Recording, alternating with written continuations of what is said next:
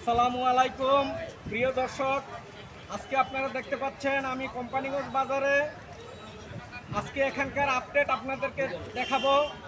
এখানকার যে জ্যামের পরিস্থিতি আপনারা দেখতে পাচ্ছেন, এই জ্যামের মধ্যে একটা ডেলিভারি রুগী বা কোনো মুমূর্ষ রুগী নিয়ে এদিক দিয়ে কুমিল্লা বা ঢাকা যেতে পারবেন না।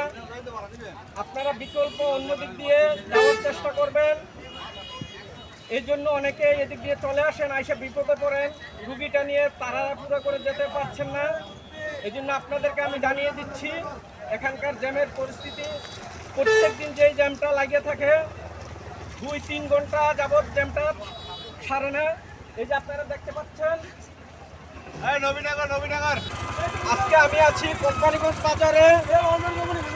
এখানকার পরিবেশটা যদি আপনাদেরকে একটু দেখাই, এই যে জ্যামের যে অবস্থা দেখতে পাচ্ছেন।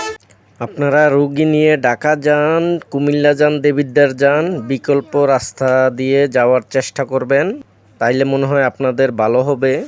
পৈলাপাত্তর দিয়ে আইলে দিয়ে যেতে পারেন দেবিদ্বার পর্যন্ত। আপনাদের মাঝে আমি একটু এখানকার যে জ্যামের পরিস্থিতি তুলে ধরলাম।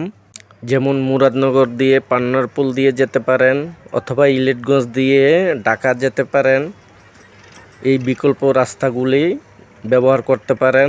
বারখাবাদ রোড দিয়ে আছে। সবাই ভালো থাকবেন, সুস্থ থাকবেন। ভিডিওটা ভালো লাগলে লাইক, কমেন্ট, শেয়ার করবেন। আমার জন্য দোয়া করবেন, আমিও আপনাদের জন্য দোয়া করি। আল্লাহ হাফেজ।